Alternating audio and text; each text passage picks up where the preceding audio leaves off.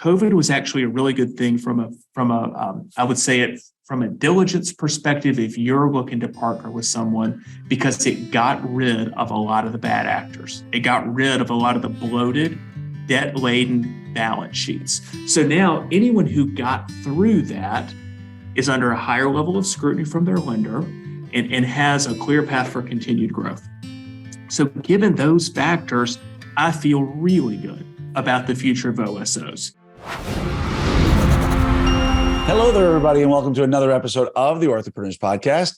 I'm your host, Dr. Glenn Krieger, and today with me is Kevin Cumbus president, not just from, he's a president of TUSK Partners. Welcome, Kevin. Glenn, thanks so much. It's great to be here. You know, for those out there who don't know who you are, I'm going to let you give a little background information in just a moment. But one of the hot topics in orthodontics and in dentistry, in medicine, in the world, if you will, right now, are acquisitions, right? If you sit down at a bar with a buddy who brings 3 or 4 or 5 friends, before you get to the end of the table, they might be an attorney, a veterinarian, a dentist, a physician, whatever it might be. Oh, I partnered with private equity last year, or my group partnered with private equity. So this is something that's become very common in our world, and your company is smack dab in the middle of it when it focuses on dentists and specialists and what have you. And so first, tell us a little bit about who you are, and then follow that up a little bit with how you ended up getting to where you are now. Yeah, sure, Glenn. The origin story is very relevant, actually, because my father's a pediatric dentist. So I've been around dentists my entire life. I wanted to become a dentist. The chemistry department where I went to school told me, no way, you are not equipped. We will pass you if you promise to never come back. So I took my D- and went over to the econ department and graduated in econ finance and accounting. But after that, I did 10 years of finance and investment banking. So really learned about big companies, private equity, and how Wall Street worked. Left that to really get more focused on smaller businesses. It's a funny story. I was talking with my father when I was toiling away at the investment bank, working 90, 100-hour weeks. And I'm like, Dad, I don't like this. I like the work, but I don't have anybody here that I want to be like. They don't have pictures of their kids up. They don't talk about their wives or their kids. They don't coach Little League. They're all in it for the money. And this isn't me. It's not who I am. And he goes, lucky enough, I'm selling my dental practice. There's a broker helping me. You might be good at this type of work because you know what a dentist is like. You understand what it's like to be an entrepreneur. Maybe you want to do this world. So within, I think, 60 days, I had left this high-paying job, kind of the golden ring that everybody wants to hold on to, and started brokering dental practices. And that was my first foray into the dental economy about 17 years ago. It was great to get to work with dentists and specialists across the nation, helping them monetize and sell their life's work because these are emotional transactions. Yeah, there's an income statement, a balance sheet. In most cases back then, it was a dentist selling to another dentist.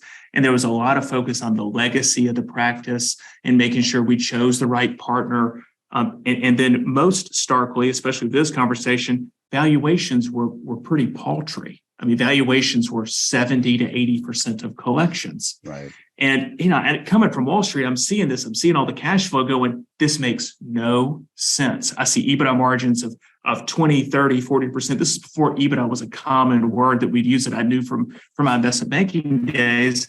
And my boss at the time said, hey, look, you kind of got to throw that stuff out the window because what really you're seeing is an ability to pay analysis.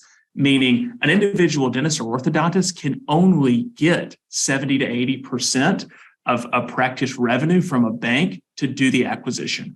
So it's like, boom, light bulb goes off. I'm like, wait a minute, these things are severely undervalued because they're limited in value by the buyer pool. Well, in walks Heartland Dental Care, and they start paying 100% of collections, which felt like, everybody's couldn't believe it to get 20, 30% more. And, you kind of know what's going on when you've been at Wall Street long enough. You're like, oh, they're paying 5 times EBITDA. They're likely going to trade at 12 times EBITDA. They're getting 7 turns on the arbitrage. This is a pretty nifty business model. So once I saw that model for the first time, I said, enough with this brokerage stuff. I got to get involved in the DSO world. left to go work for the fifth largest DSO at the time, Affordable Dentures. I was there in operations and business development, got to see value creation at the C-suite, how they thought about acquisitions, how they scored acquisitions, how they thought about operations integration. And then, Glenn, I was foolish enough to think I could do this by myself on my own and build and scale my own group. This was the critical error. This is the error in my life when I said, if they can do it, I can do it. And I built a dental practice from scratch. I do not recommend doing this, especially if you don't have those three magic initials behind your name that allow you to actually do clinical care. Yep. I will tell you, I survived that business experience and ultimately sold it to my associate. So it kind of all of that history of finance, investment banking, dental valuation exposure to the DSO world, all of that led me to create Tusk Partners. Nice. Ultimately, what I saw was there was information asymmetry in the market where the buyers, the private equity-backed groups, had a wealth of information. And the individual orthodontist or the orthodontic group did not have that information. And when you didn't have that information, you were selling your business or your group for a value that you thought, and it was well above anything you could have ever gotten from another orthodontist, but doctors and groups were leaving money on the table. I mean, it was gross how much money was being left on the table. And I said, I got to create a solution to this. So built Tusk Partners to really help orthodontists, all specialists and dentists maximize the value of their life's work.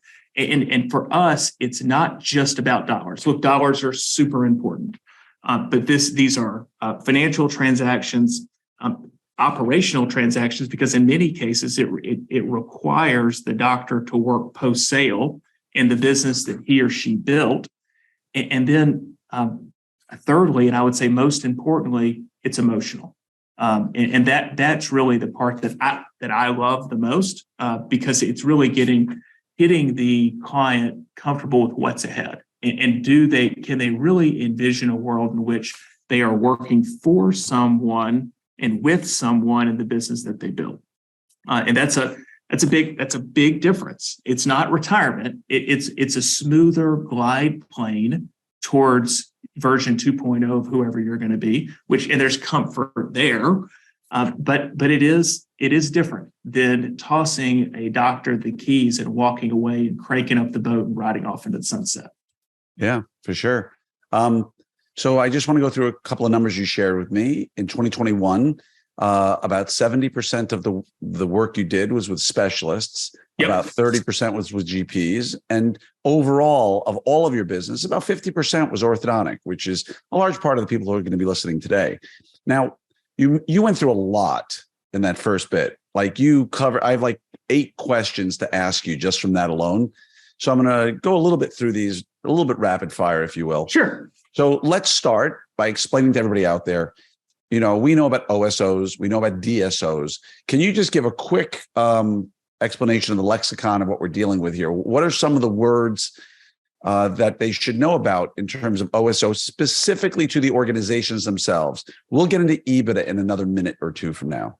Okay, well, let's just start with the legal definition real quickly. So let's just use OSO. It is a legal construct that allows non-orthodontists to own cash flows from orthodontic practices. That's all it is. You can build a group orthodontic practice without that legal piece of paper, so long as you are an orthodontist. So that's all it is. It is a legal construct to allow cash flows to go from the practice to a non-orthodontist. But inside of these OSOs, what I want people to be thinking about and knowing is that they are all different, every one of them. They have different leadership. They have different strategies for growth. They have different deal structures that they put forth in all of their transactions. And they all have different exit horizons because they are all supported by unique and different private equity groups. So the way these businesses work is a private equity group, which is simply a company that has collected a private pool of capital from accredited investors, says we're going to make an investment in a privately held business and grow it to a point where our investors, when we exit, will get somewhere around 20% per year compounded annually. That's the goal. These are not folks who are looking to hold a business any longer than they have to, right? They're not being hogs about this. They're trying to be the pigs and not get slaughtered. They want to get in, they want to get out, and they want to enjoy their return. So knowing that, it's important to understand who the leadership is, how long they've been there as well, because at the end of the day, there is capitalism at play, but the leadership inside these businesses are the ones who are the stewards of the culture and will be the ones who hopefully and very likely will survive transaction after transaction after transaction and be the ones that are the beacon, the North Star for this business on a go-forward basis. And Kevin, as you're talking about this, again, I want to go back again a little bit to the original question. What is the difference between an OSO, a DSO, an ISO? Just people out there don't understand a lot of the acronyms that are being thrown around. So I appreciate the business school explanation of what an OSO is. That's awesome. But let's go into real quickly, what are the different types of organizations? I've heard people make what a few years ago, I knew of OSOs and DSOs. Now I'm hearing so many acronyms being used as if people in sales, you need a unique selling proposition. Right. So I need to name my mechanism. So if I'm not just doing braces, I do smile design, right? And is it really different? Perhaps it is, perhaps it isn't. But I'm hearing a lot of acronyms coming out for a lot of things. And I don't think they're as different as the people doing it want you to think they are. Glenn, you nailed it. They are all exactly the same. They all have the same legal construct. What are the ones you know? Like what are all so let's take some up, right? So there's a DSO, there's a dental service organization, DPM, dental practice management. There is OSO, oral surgery. So there's orthodontic service organization. There's a IDSO, which is an invisible DSO, right? Which just means, I guess, they don't change the name of your firm. Then there are DPOs, dental practice organizations. It's just on and on and on. It's a litany of them. Crazy. And in what you're seeing right now is people come up and create new ones. I saw Lightwave Dental, a group out of Virginia, just rebranded theirs as we are a educational support system. Like, okay, whatever. You're legally, you still have the cash flows. That's all that really matters. Yeah. So Orthopreneurs is technically an ESS then, an education support. Well, Orthopreneurs supports education. Yeah. So I'm going to give myself a name like that. Orthopreneurs is now an ESS, an educational support system. Yeah, look, they're all legally the same, just branded differently with the hopes of landing more softly, I'm sure, on the ears of their potential partners. Right. I hate OSOs. Well, that's good because we're not an OSO.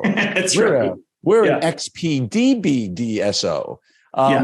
So let's go now into EBITDA because that was something you spoke about as well. Sure. It's something you learn in business school probably day one, but for most orthodontists, they don't quite understand the idea. And again, if you give a really short explanation of what is EBITDA, and this is a question I hear, unlike you, I'm not a broker. I don't sell practices. I don't typically bring anybody together. I'll introduce people to others, right? In that respect. But I'm not a broker. And as a result, I get a lot of questions from people who aren't sure. And they always ask about, what is EBITDA? And by the way, and you might laugh at this, why does the OSO or the DSO find that my EBITDA is so different than what my CPA said it was? Yeah. And I've never, maybe you'll disagree, I've never once ever seen a CPA come to EBITDA the same as the OSOs, DSOs. Like they're always, the CPA seems to be looking at it from a tax perspective, and the OSOs seem to be looking at it as a cash flow perspective. And I don't know if that's accurate or not, but if you can explain what EBITDA is and then address why I shouldn't necessarily trust my CPA to determine my EBITDA. Perfect. Let's start with the definition of EBITDA. It's earnings, net income, before interest on your debt, taxes, which is kind of irrelevant for dentistry because it's more taxes on goods sold, depreciation of fixed assets, and amortization of goodwill. And Glenn, all it is a proxy for operating free cash flow. So if I were to buy your orthodontic practice and remove all the personal one-time and non-operating expenses, all the benefits of small business ownership, the car you run through it, your wife that may or may not work in the practice, et cetera, Right. and then add back the interest, depreciation, and amortization. And then most importantly, pay you a market wage for the work that you do inside the business. Whatever's left over, that's really EBITDA, right? That's it. It's the cash flow. And why is it so important? Because me as an investor, that's the cash flow that I should expect to receive next year after I bought your business. It's the best indicator we have for future free cash flow. Now, not everybody calculates this the same. I think CPAs get a little hung up and they forget to make the doctor wage adjustment, that owner wage adjustment. So the CPA's EBITDA is exclusive of the removal of doctor wage adjustment. That said, when we work with a group, we go through all the numbers, we dig through the general ledgers, we look at every vendor report and get an adjusted EBITDA that is down to the penny, and we take that EBITDA to market. Every buyer is going to have a different lens through which they view your EBITDA. Right. And this is most seen in orthodontics, because for all the OSOs that none of them pay the same. Some want to pay 20% of collections. Some want to pay a flat salary with no increase for cost of living adjustments. It is forever changing. And why that's really important is the more you're paid post-sale, the less EBITDA there is in the business on which for the buyer to apply a multiple. So can you repeat that again? Because that's arguably one of the most misunderstood important components to any doctor who's looking to partner is exactly what you just said, right? Because they'll get into a negotiation and then they'll say, but can't you just raise my salary $20,000 a year and I keep the same equity I got or the same whatever I'm getting? And I'll sit there and have to explain to them, you don't understand. This is a giant seesaw. Whatever you take off here has to be added over here. It doesn't work. That's exactly right. So if you can repeat that one more time so people hear that again. Sure. So remember how we calculated EBITDA, right? It includes a reduction for what you want to be paid after you're a partner with the OSO. So let's just take an example where it's $1 million collection practice, and there's one orthodontist doing all the work. There's a difference in compensation. So the OSO one pays 20% of collections. Okay, so that's $200,000. And OSO number two pays $150,000 salary. There's a delta there of $50,000 that falls to the bottom and creates or is additive to EBITDA. Now you have to decide what's more important to you: the ongoing cash flow from your compensation or the cash at close once the deal closes, so long as the multiples are the same, right? So we work with clients like, you need to help us know, doctor, are you financially independent? Are you set for life already? Are you already at a point where this is the victory lap on your retirement, or is this the linchpin to your retirement? Because that helps inform us on the decision-making process. And two, do you need income in the years to come to help offset your living expenses? Because if someone's financially independent and has enough money to live off of, let's maximize the value of the practice. Let's pay the doctor as little as possible.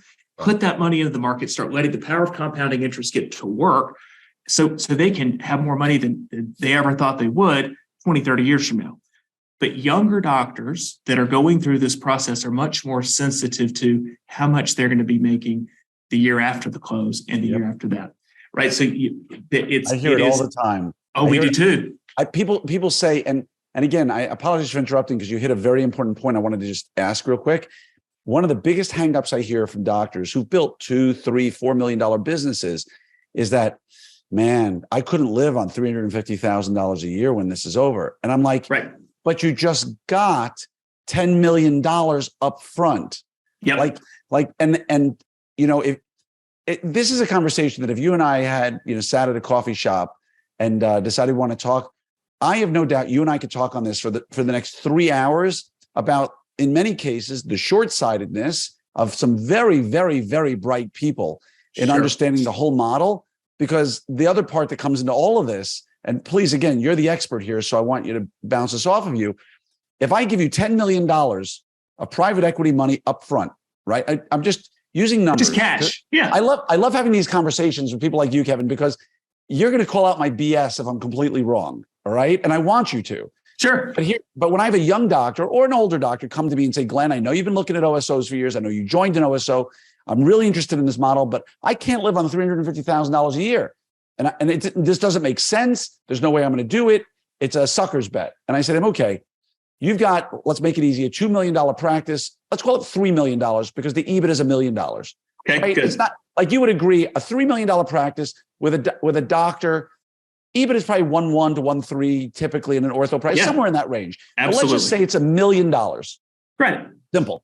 And you're going to get a 7x multiple on your practice, which we'll get into a little bit later.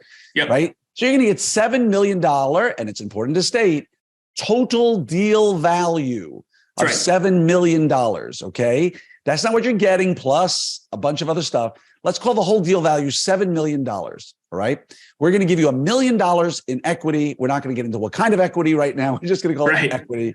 And we're going to give you $6 million in quote unquote cash. Now, and we're going to pay you a $300,000 a year salary for the next 5 years of your contract. I'm just making up numbers. Okay. Right. I'm with you. That sounds familiar, right? This is not a crazy deal by any stretch of the imagination. Correct? No, it is very common. This is sounding very familiar. That's why I said it, because it's very, very common.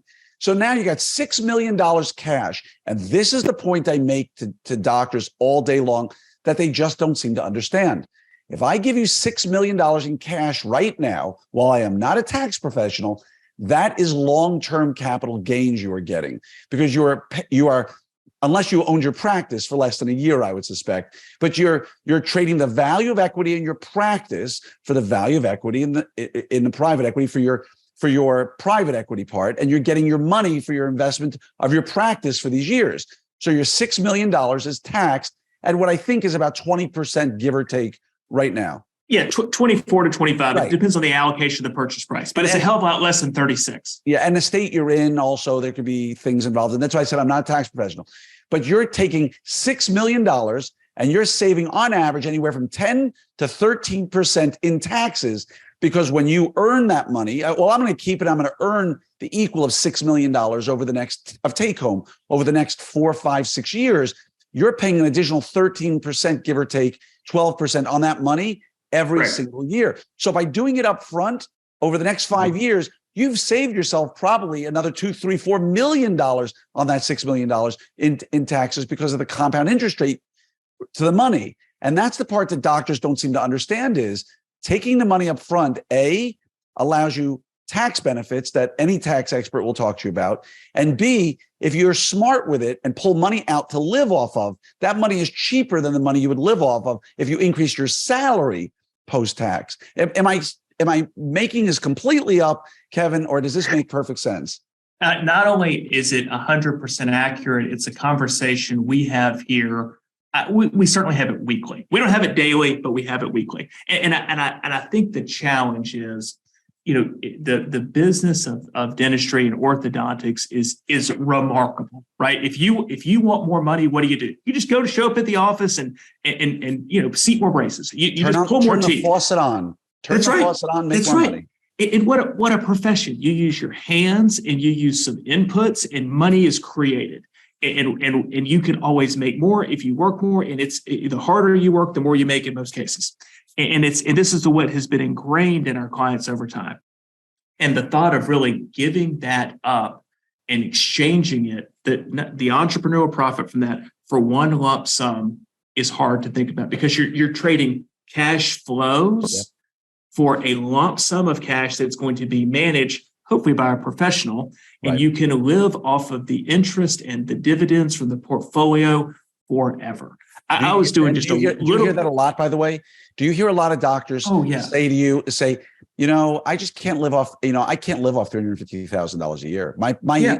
And what's your response? What you just said to them? I say, Glenn, the first thing I say is, let's make sure we understand the personal balance sheet. And I say, have you spoken to a financial advisor first? Because if they haven't, we don't want to sell their business, right? The last thing I want to do is sell somebody's business for $7 million and they've got $4 million worth of debt. They've got 2 homes that are underwater, and all of a sudden the proceeds are going to pay off all the debt, and they're stuck making $300,000 a year. That's a problem. So we don't want to do that. Right. The financial advisor can really help there and help them see how those dollars help them break free of really that gravitational pull of their spending. The spending is real, and $300,000 isn't meant to like cover all of your monthly or your annual expenses, because you have additional money coming in from the money you just made. Right. And it is, and you can, as I tell dentists and orthodontists, if you get $6 million, right? If you've got a $3 million practice running at 50% overhead and you're taking on $1.5 million a year, give or take pre-tax, take your post-tax dollars, maybe it's $800,000 a year. I'm just making up a number. Yeah. And you're making $300 a year. Take 5 years worth of $500,000 out of your $6 million. Don't pull it out. Let it keep working in a safe investment. Now you have $3.5 million working for you, or after taxes. You understand where I'm going. But I would say take out the money you need to support your lifestyle into another account, so that you know what, you are making $800,000 a year. But the truth is that $500,000 I pulled out, you don't have to pull out $500. It's cheaper money. The whole thing. Like I said, we could sit there for days. You and me talking about this, but again, I just want to ask a couple of more questions, if you don't mind, because we only have so much time and you're such a wealth of information, if you don't mind. And by the way, 2 things I wanted to add to what you mentioned. 1, he talked about personal debt. Professional debt is going to play a huge role too, because if your practice owes $1 million because you bought someone's practice, because people are hearing this right now, Kevin, and they're like, I got a $3 million a year practice, just bought it 2 years ago. I got $2 million in debt, but that doesn't matter. Remember, once you get your money, you must pay off your professional debt, because you no longer own the practice. So if you get $6 million and you owe $1 million, or $2 million on your practice, that's a very different kind of thing than if you're debt free on your practice. So always remember your debt, your professional debt. Oh, I have an iCat I bought. That's $150,000. You've got to pay that off when you sell. So the banks get paid first in every one of these transactions. Exactly. So people always need to remember that and understand that component of it. The question I wanted to ask you, you talked about EBITDA, and you threw something in there really fast, way earlier, that I wanted to circle back to. You get a 7x multiple. There's a 12x transactional multiple at the enterprise level. Like, we skipped through that really, really fast. But I think that is essential for people to understand how private equity transactions occur, right? And if you could take a minute or two and explain, when you join an OSO, DSO, IDSO, XPL, or DOSHSO, when you do that and you get equity, you're getting equity in the greater company. If I join Smile Doctors, which I happen to be a member of, my equity is in Smile Doctors, right? Sure. And so you can explain to people transactionally what occurs every 3 to 5 years. Absolutely. Why it occurs, and most importantly, how the enterprise level or the large transaction multiple trickles down and how it affects the doctor's multiple. Because just because a company goes 15x, and there are exceptions, I'm not going to mention names, that do that, but just because they make 15x doesn't mean you make 15x. It works differently. So if you can explain that, I'd appreciate it. Yeah, sure thing. So it's a great question. It's often misunderstood because there's so many variables attached to it. First thing that is critical to know through this conversation is when private equity makes an investment inside of any business, be it dentistry, hardware, manufacturing, you name it, they have about a 60-month plan, 5 years, where they want to get in, grow the business, and get out. That's the plan. If they can hit their returns sooner, they're going to sell sooner. If it takes a little longer, they'll hold on. But they're all targeting a return that they hope they can hit in 60 months. All right. Now, armed with that knowledge, let's talk about the equity. Every DSO does this differently, by the way. So what Smile Doctors does is not the same as My Orthos. It's not the same as Southern Ortho Partners. They all do it differently. So when you sell your business for $7 million and you roll $1 million of equity $1 million into equity, first question you need to ask is equity in what? Is it equity in the business that you sold, commonly referred to as JV equity or joint venture equity? And if you did, what are the liquidation rights? What are the distribution rights? what are the cash flow expectations that come along with it? Because joint venture equity might not become monetized when that private equity company that owns that OSO reaches their 5 years and sells their investment. If you rolled into Holdco or Topco like you did, Glenn, there's an expectation that you and all shareholders have that there's going to be an opportunity for liquidity when the private equity company sells. Now, that's important, an opportunity for liquidity. And not every DSO, OSO does this the same. Sometimes there are restrictions around how long you have to hold your equity before you can redeem it. Right. Sometimes there are restrictions on what percentage of your equity you can redeem. And actually, that's not set by the current leadership or the current private equity group. It is a part of the negotiation when the private equity group is actually selling the OSO. So when you're asked to roll equity, you need to ask two questions. One, where does the equity live? And two, what are the rights, privileges, and obligations that come along with this? What should I expect from it? And then whatever they tell you, knock it down by about 20 to 40%. Because look, they're in sales, and I get it, and their expectations that come along with it, and the words they use matter. Because what you may hear them say is our historical return on rolled equity is 4.25 times. That sounds really good. Like if I rolled equity into your business today, Glenn, and you're selling tomorrow, I might hear and expect I get 4.25 times.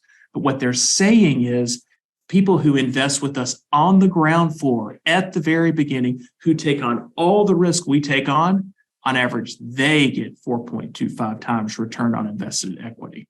Right. So and by the way, I want to pause you there for just a second, because I think there's a lot of, I want to be very delicate with what I say here and very careful.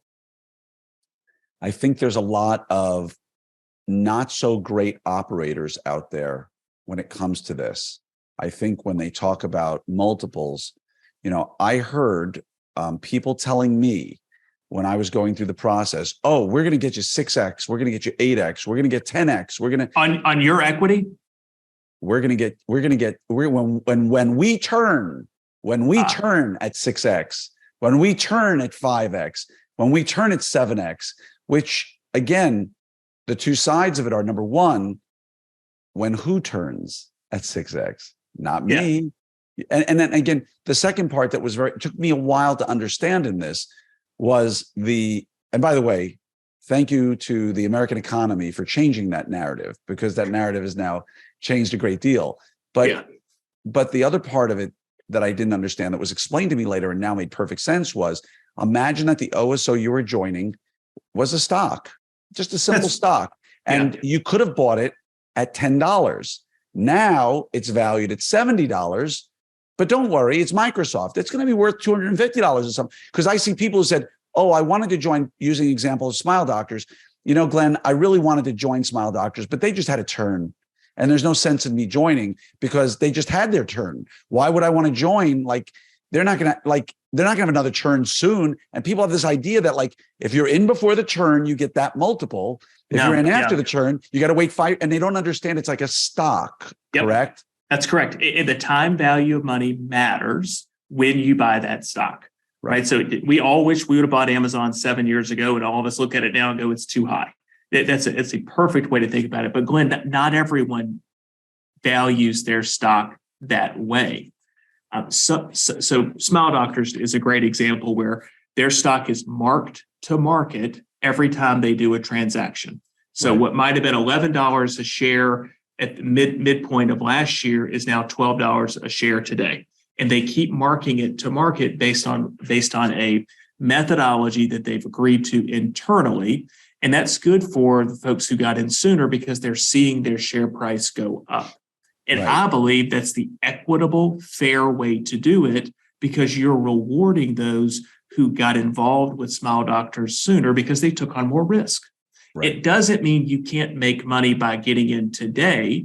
It just means those who got in earlier took on more risk, and in turn will receive more upside so long as the value of the stock keeps climbing. Right. If you bought Amazon when it first came out, right, which by the way lost money for many years. Right. It wasn't a net income play. No, I was living in Seattle back in the late 90s, watching everybody complain about Amazon couldn't make a penny. But my point is, if you got in early, you were later rewarded for the risk you took of going in early. Once it became a multi-billion-dollar company, you still made money, just at a slower rate, but you continued to make money. And some would argue if you invested in Amazon 7 years ago, you made far less than if you invested 15. But if you invested in it 7 years ago, your portfolio is looking really solid today. And that's where, that's where I think the whole, it doesn't matter when you get on the train, in my opinion, it's the value of when you get on the train. It's the train you get on, right? Amen. It doesn't, right? That's if, well if you're, said. If you're hitched to a good train, it's going up. But if you're hitched to, and that's what I try to explain, and tell me if this is wrong. When people say to me, oh, I'm thinking, and this is a question too for you, Kevin. A lot of doctors will come to me because, again, I like to move this discussion along because I think it's important. And they'll say, hey, Glenn, I know you're part of Smile Doctors, and I spoke to MB2, SOP, Chorus, my orthos. I mean, I could name a series of them. Of course. But there's a bunch of local people. I'm sure you hear this all the time. There's a bunch of local people who have started an OSO near me, or a multi-specialty group, which seems to be popping up on every corner these days, and saying, you know what, I was looking at Smile Doctors and SOP and my orthos and MB2 and Chorus and whomever and Ortho Partners. And I was looking at all of those. But I'm thinking I'm going to go with this really small group because they said I'll be the first or the third orthodontist they brought on. And my question to them is, why are you risking all of what you've got when you get one shot at this to do this one time with a company that has no proven track record because you're chasing, like, it's like buying a penny stock, in my opinion. Yeah, agreed. Or am I completely off base on this? No, people, they hear about ground floor equity. That's a term we hear a lot when people call up. They're like, hey, we want to do a deal, but I want to work with the DSO. I want to get in on the ground floor so I have the highest upside when they exit. And I asked him, I said, do you love risk? Are you a skydiver? Do you love risk? Because if you do, we can find a loose affiliation of doctors who believe they have an idea because they were at a bar recently and they wrote it on the back of a cocktail napkin, and they've got an uncle who's got some money, and they're going to pull this whole thing together. And the likelihood of success is exceedingly low. But if they hit it, you're right. You will do wonderfully. It's kind of like venture capital, right? But venture capital is a little different because they spread around a bunch of different investments. It's different because you can invest in 10 companies, that's 9 fail, 1 hit, you're off to the races. That's right. You're fine. You get by one the way, practice. They invest in 101 hits and they're good. But you have one asset. You get one chance to sell this thing, one chance. So you better choose the right train out of the station. And if you do that, as we've seen, we've been doing this for 15 years now. If you choose the right one, the value will show up. When folks, go ahead, just one more thing to add. Keep going. When folks sign on and we're talking with them, we ask them, do you want to invest in a more risky asset class, equity slug, with a higher return? Or are you someone who would prefer to get their money back as soon as possible at a more reasonable return? Because it matters. That dictates who we will bring the deal to. That's how different these balance sheets are and these companies are. Oh yeah. And again, I always tell people the story that when I have a first cousin, good friend of mine, I grew up with him, who runs a big private equity firm overseas. And so when I went through this, I had him make the phone calls and talk to the equity companies because he could speak their language in a way. He was asking questions. I had no idea what he was even asking. And I used his counsel, but not everybody has a first cousin who runs a private equity firm who can do that. And that's where you come in. But again, I want to be respectful of the delicate position you are in being on a public podcast, because I don't want you burning any bridges. I'll burn my bridges before I let you burn yours. And so I'm going to ask a question that hopefully takes off some of the burden on you, but can elicit a good answer. You talked about skydiving. Are you a risk taker? I personally see joining a name of joining an OSO or DSO whose name you've never heard of before and you've been looking a little bit. And, oh yeah, they're younger, they're brand new, especially in this economic environment, to me is like, it's like parachuting into a shark tank, right? Like you must really, you got a spear gun, so you're safe. Yeah, but you're sure. parachuting, you're going to parachute into a shark tank on a motorcycle over flames. But there's gold at the bottom, Glenn. There's gold at the bottom. Well, there's one shark that swallowed the gold. And if you can shoot him with a spear gun, you can get that gold. But I see that as I can't come up with any good reason in today's economy. If everything's exploding and we're 1997 and the tech industry is booming, you could literally have bought any tech stock and made tons of money. In 2002, it was a different ballgame. Yeah. And so my point is, why would you ever advise somebody to go into a small, local, not one of the bigger ones that everybody's heard of groups in this economic environment, other than they're a significant risk taker and they're willing to risk it all against your advice potentially? Is it just purely greed why people do this? And number two, I'm rescinding that question. I don't want you to have to answer it because it'll put you in a bad position. But the second question is, what happens? I've seen, and I like your response, I've seen the road towards good dreams littered with OSOs or DSOs that never went anywhere, where there were promises made and they never went anywhere. What happens in those cases, right? So our industry, the group practice space, the private equity-backed group practice space, has money sloshing around all over it, right? There are millionaires that we are helping create each month, right? We're probably doing 2, 3, 4 transactions a month and creating transformational wealth for people. And that money's coming from somewhere. And when you have that much money sloshing around in an industry, greed is going to show up too. And there's also going to be some half-baked ideas from people who, the road of good intentions, right? They think they can do it. They want to do it. They're going to ask for their friends, practices to affiliate with them in hopes that they can make it. The reality is, Glenn, most don't. Building and scaling a group practice is hard. It's really hard. And today there are over 150 private equity-backed groups out there making a go at it. And that's what your group is up against. They have private funding, they have institutional knowledge, they have infrastructure, they have access to debt financing that your group does not. That's the competitive landscape that you will be up against. We have seen so many, we like to call them duct tape DSOs that are appearing out of thin air. And we ask them, and they come to us and say, "Hey, we'd like to sell our business." What is the business? We're not really connected. We don't have any legal connection, but we're all buddies and we have 10 practices. And we believe that we should get a higher multiple by going to market together than we do just going to market independently. Right. And of course, we're on different practice management platforms. Oh, there's no similarities. No similarities. And oh, by the way, one owner's EBITDA is $1.2 million, and another practice owner's EBITDA is $150,000. And Nice. And the $150,000 doctor has been told, "Come with us, and we'll get you a 10x." So the whole thing is ruined from the start. And we just say that is not going to be something the market is going to digest. You haven't created value there. And meanwhile, the doctors have spent all this energy, all this time really trying to gussy up this duct tape DSO. And over that time have turned the back on their golden goose. The practice has suffered a little bit. Right. The collections are down a little bit. And sadly, we've seen doctors destroy value just in the business that they're bringing to the table. There will be some of those businesses, unfortunately, Glenn, that actually make it. And they're going to be the poster child of you too can do this.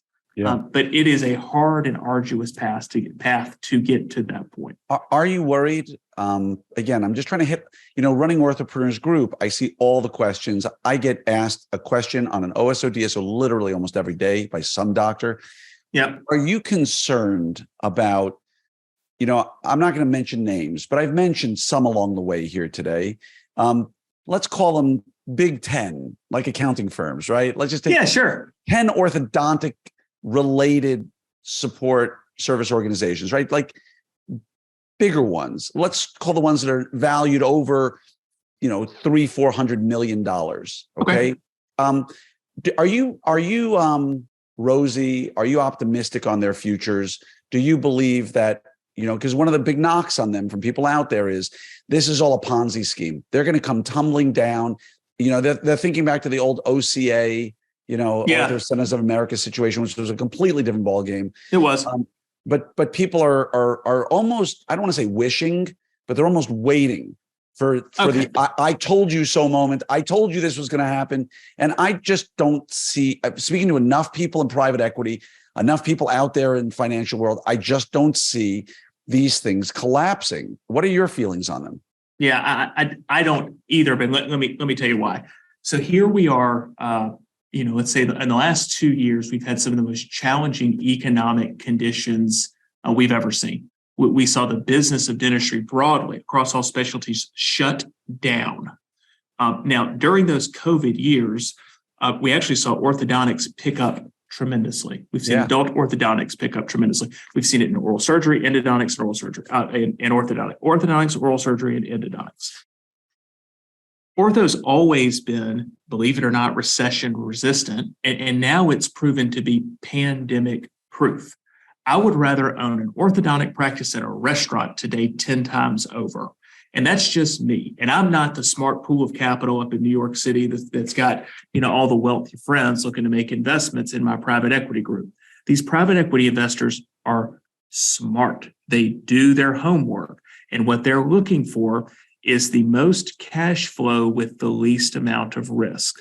And as orthodontics survives and thrives in a recession, survives and thrives in the pandemic world that we still kind of find ourselves in, survives and thrives even during the hybrid work world we find ourselves in, there's going to be increased demand for the orthodontic OSO, for the orthodontic DSO.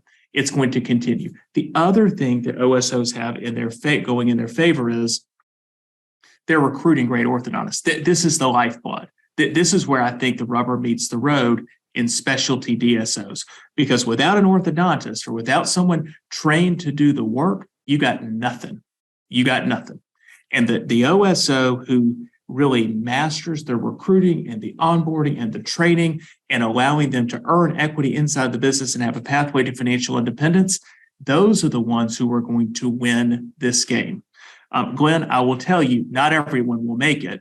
I can promise you that. But we've seen some really interesting things during COVID where banks, and keep in mind, all these DSOs have leverage on them, and banks have a very sharp look at their balance sheet to make sure they're not over levered. Banks wiped out some DSOs. They wiped them out. They did not wipe out a single OSO, but there were some DSOs that went down, and they've been sold for parts, and they are in the rearview mirror. COVID was actually a really good thing from a I would say it from a diligence perspective if you're looking to partner with someone, because it got rid of a lot of the bad actors. It got rid of a lot of the bloated, debt-laden balance sheets. So now anyone who got through that is under a higher level of scrutiny from their lender and has a clear path for continued growth. So given those factors, I feel really good about the future of OSOs. I feel really good about, as you say, the Big 10. I feel really good about the Big 10. And by the way, to make it clear, I just chose 10 out of my head. There's probably a solid 15 to 20 is my guess, at least. But sure. Just so nobody gets offended out there, I just said Big 10. So I apologize. I'll let you circulate the list, Glenn. Yeah, no, thank you. I'm good. But so going back to something I interrupted you on before, because you made a really good point that I dove down the rabbit hole. I want to talk about, again, we could do this for days, and maybe we'll do another one down the road, and you'll be at Orthopreneurs Summit, so people can definitely engage with you there later this year or call you sooner. But going back to the 7x, 12x, 14x, 8x, the multiples on the practice, okay, that's easy to understand. You're making your EBITDA is $1 million. On average, we're going to pay you somewhere between 5.5 and 8x on average, depending upon a lot of factors that we're not going to dive into now. But doesn't the company make a 5X too or a 6X? Why do they make more money than I get, right? If I transact from the beginning at 6X and they're getting 12X from the next, right? They're worth $100 million. They have $100 million EBITDA and they get $1.2 billion. Why am I only getting 5 or 6X? That's a common question, right? Oh, okay. Okay. So let's go back to the share price for a minute. So Glenn, when you sell your business and you're rolling $1 million of equity in, you're rolling it in at a $1 share price, right? Okay. And you might have sold your business for 7 times, and that's great, nice multiple year in, but you bought shares in another business. That business, you took your $1 million and bought $1 million worth of shares for $1 a piece. Well, that business had a value to it when you bought those shares. And that value likely was not the 7 times that they bought your business for. It very well is 10 times the value of their collective EBITDA, right? So they're looking at their valuation. They're going, we're worth 10 times our EBITDA. We buy Glenn's business for 7 times. We get the arbitrage. Like, we make some money on that because the difference between what we buy him at and where we are valued, 7 to 10, that's the lift that we get in our value. But we're not gonna. That's the value of what we have created by taking on the risk, by building the leadership team, by building the infrastructure, by building the website and the marketing and all that goes along with it, and having access to this affordable debt capital. That's the value we bring to the equation. And then ultimately, when they sell for 12 times, let's say they go sell for 12 times, you do get the appreciation from where you got in, if they valued it at 10 times, up to 12. That's how you make your money in that scenario. That makes sense. Another thing that I see often, that this one honestly gets me very angry, is, good. Yeah, no, I'm sure I'm about to mention something that if people aren't involved in talking to a lot of doctors about this, they don't hear this very often, but it really gets me angry. And I'll bet it boils your blood too, is you get a doctor who's, say, 55 years old, practicing 30 years, as you used in your words, you want to help them sell their life's work. Yeah. And they say, yeah, I was speaking with my financial advisor. And so we decided I want to join an OSO or a DSO. But we decided to bring on an associate 2 months ago or 3 months ago. Or I just made my junior associate who's been with me a year. They just started buying in as a partner to me. Yeah. I see your head shaking. People are watching. You're nodding.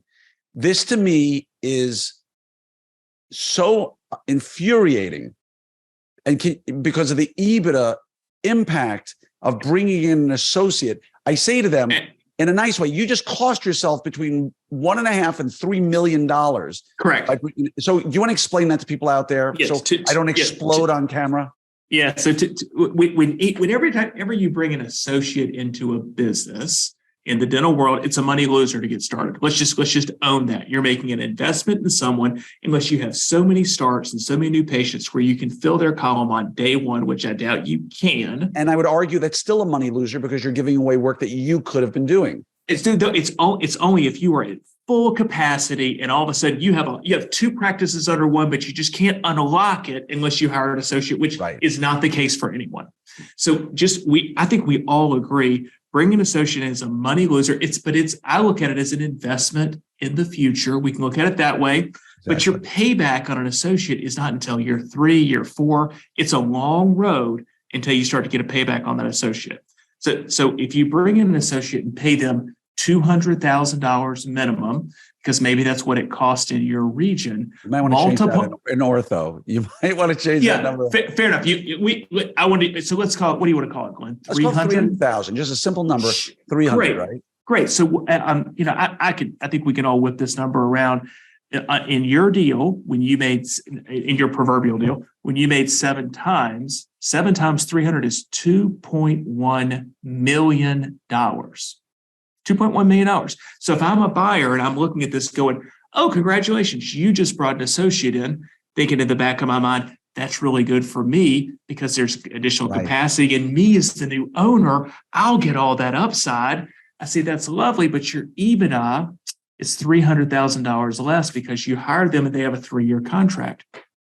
I'd love to pay you for all that, but unfortunately, you're going to get $2.1 million less than you would have without that associate. 7x times, right? Just to spell that again, if your EBITDA was $1.5 million without the associate, there you go. With the associate, it's $1.2 million.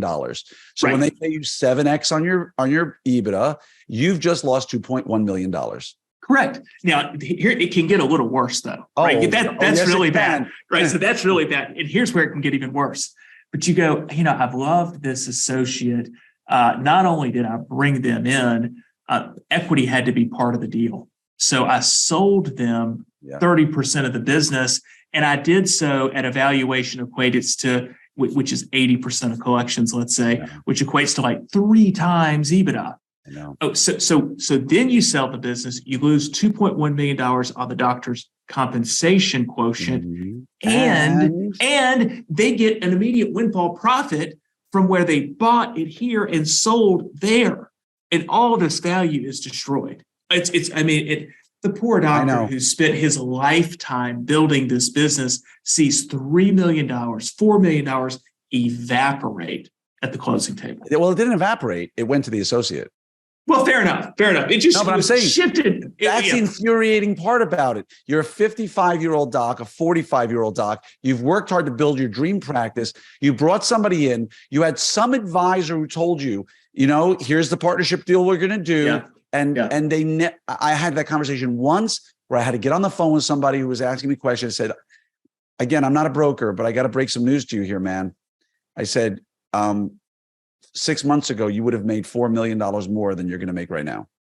Yeah. And you can just the hard part is that the advisors I don't know how they're incented, but the advisors don't understand how these practices are valued.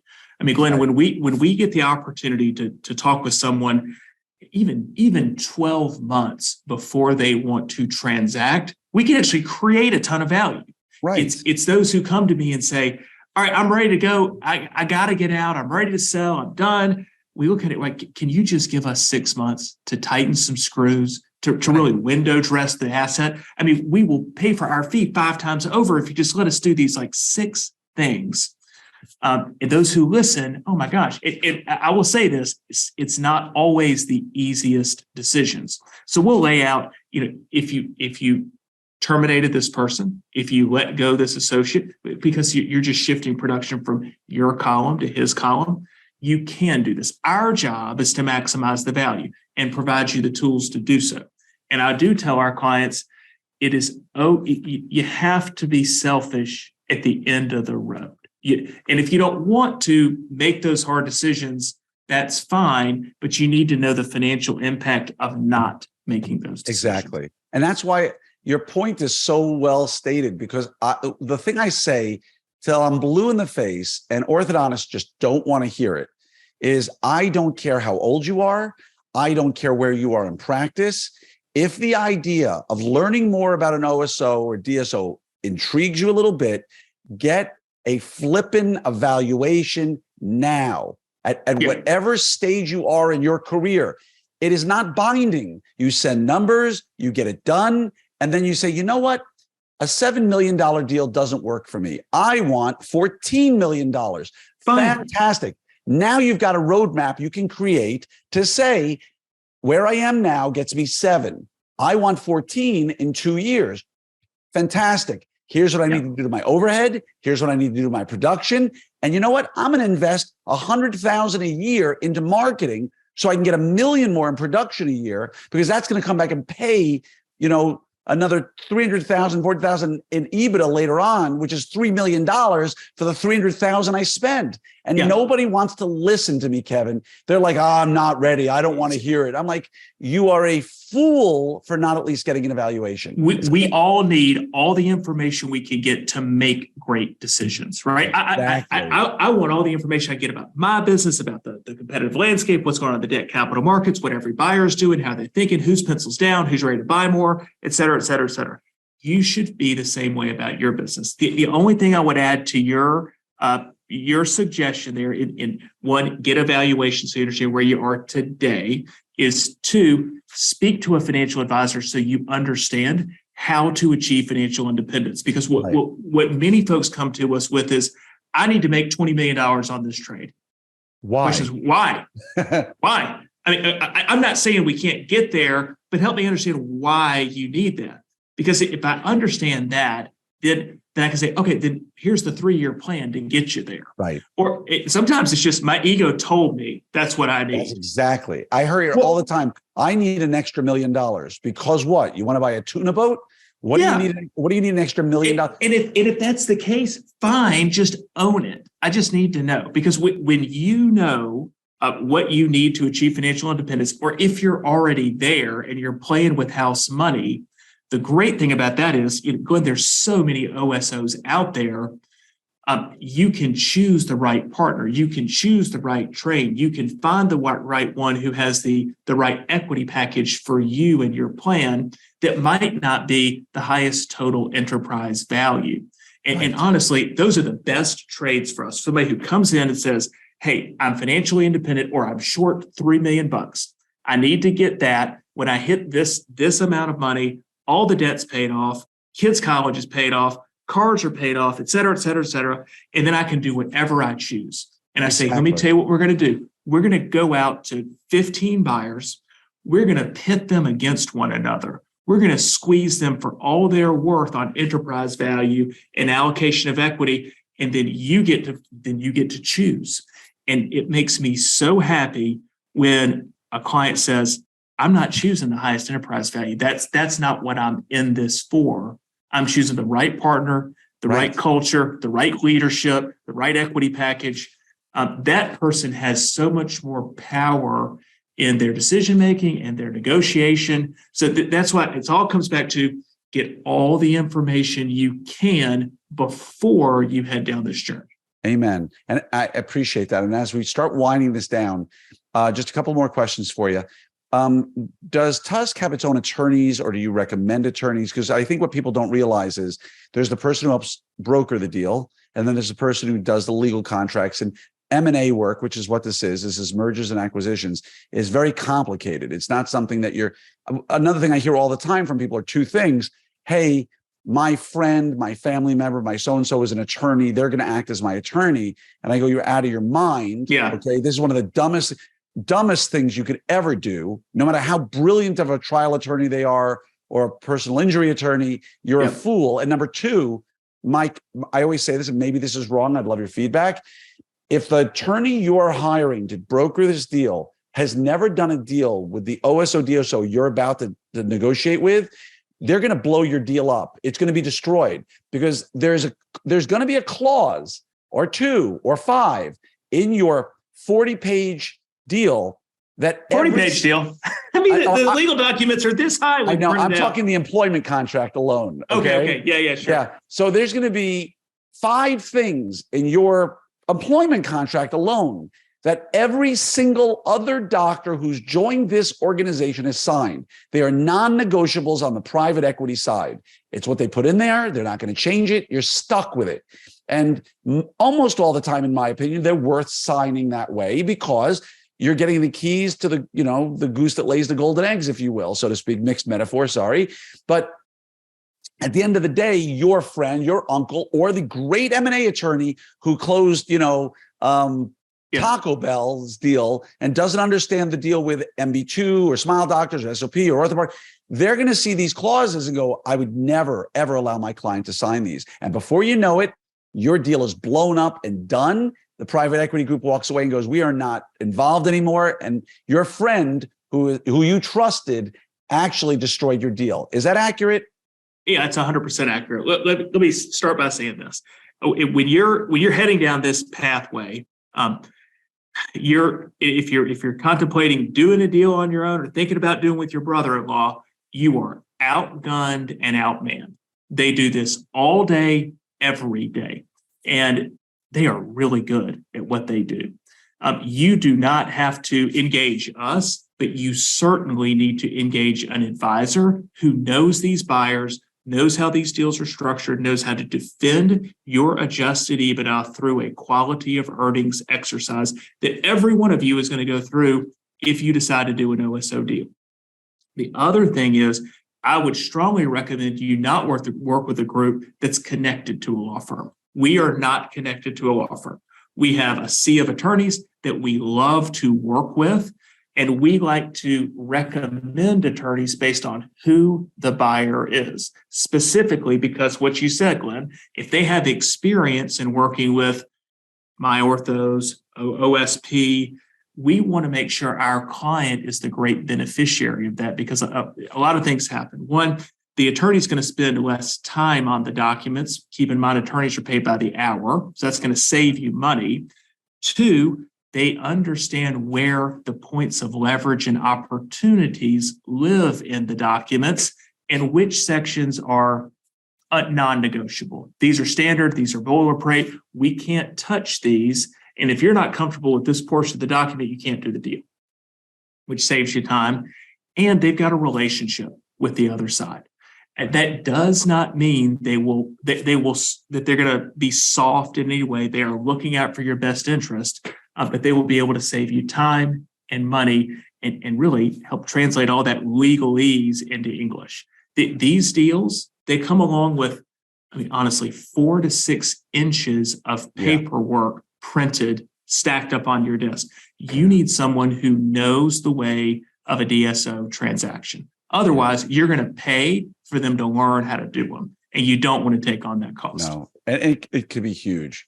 And that's why I say, please do not hire an attorney, because I tell orthodontists, it's like saying, Dr. Krieger, I don't need to come to you for my orthodontics. My cousin's brother, he's an endodontist, and he said he'll do my braces for me. I'm like, oh, okay. And what would you say to that individual? They deserve what they get, right? And that's precisely what happens. And so at the end of the day, my final 2 questions for you. One is the big one, the big question. If I were to hire Kevin Cumbus and Tusk Partners, and I want to have you represent me, how do you get compensated? Yeah, great question. So at Tusk, what we want to do, if you want to hire me, Glenn, I'm going to say, I appreciate the opportunity, but the first thing I want to do is take a complimentary look at your adjusted EBITDA to make sure that we can educate you on the value of your business, to ensure that we can meet or beat your valuation expectations. Because if we can't, there's no use in us even working together. So we do complimentary valuations all the time for folks that are considering selling to a DSO. In the event you say, hey, this is a good fit, I like working with your team, Kevin, I think that there's an opportunity here, your experience is vast, let's go ahead and move forward with this. No problem. We sign the engagement agreement and move forward, and we're paid nothing. We are only paid when your transaction closes. So we don't make any money until you make any money, and it's a commission off of total enterprise value. I am happy to tell you we make our fee back multiple times for the value that we deliver, not just on the increase of enterprise value, but really enabling you to exit without regret. It's hard enough to sell your life's work, but I want all of our clients to know that they've seen every potential buyer out there, so they know that we've left no rock left unturned, and they're doing what's best for their family, for their team, for their patients. And they go, well, I looked at the entire market. I know I got the top value, and I know what I'm doing, what's best for my family and my estate. Right on. Yeah, well said. If someone wants to reach out and learn more or get a valuation or start working with you, how do they get a hold of you? Yeah, great question, Glenn. Thanks for asking. You can start with the website. You can visit that at www.tusk-partners.com. Or you can reach us here at 704-654-0152. That's my cell phone. Feel free to call me directly, and we're happy to work with anybody who's heard this and wants to learn more. And if you reach out to me, I'll certainly put you together as well. Great. And by the way, I can tell you're not from Silicon Valley or private equity, because you didn't spell Tusk like PTUSQUE. Very good. And for those who work with private equity enough or venture capital, you get the joke. How do you spell Tusk? With a W. Yeah. Anyway, thank you for being here today, Kevin. It's really been enlightening. It allowed me like a therapy session to get a lot off my chest. Goodness. Because again, if you once you get on the other side of this, if you've really done your homework, if you've really learned a lot about it, and then you start talking to doctors, you realize A, how uneducated most are on this subject, B, how opinionated the most uneducated are on this subject, and C, the huge seven-figure mistakes that orthodontists are making on a day-to-day basis by some of the most simple decisions they think are in the best interests of their practice, but are actually really hurting them long-term. That's what gets me up in the morning. Like it doesn't have to be that way. And the more you can inform your tribe and we can inform our tribe, like let's just not make these mistakes anymore. Let's go in eyes wide open. Let's learn and find the right partnership. Because I think so many people are trying to maximize the wrong thing in these transactions. And done right, it's a partnership. And done right, a strong partnership creates so much more wealth and opportunity than really trying to squeeze the other side for that last nickel and in a retrade at the finish line. It's not worth it. Exactly. And people will accuse Glenn Krieger of really being pushing OSOs. And what they misunderstand is I'm not pushing OSOs. I'm pushing you to become educated on OSOs, because while they're not going to ever be the majority of practices in the United States, or at least not in the next 5 or 10 years. There will be a significant portion of orthodontists that are part of OSOs, but there will always be a place for a private practitioner of good quality. The point is, you owe it to yourselves to get educated on this, because this model is not going away. It's going to make a lot of people really wealthy, right?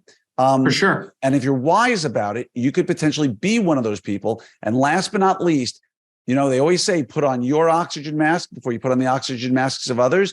You want to help your patients. We all do, but we owe it to our families. That's who we owe it to first.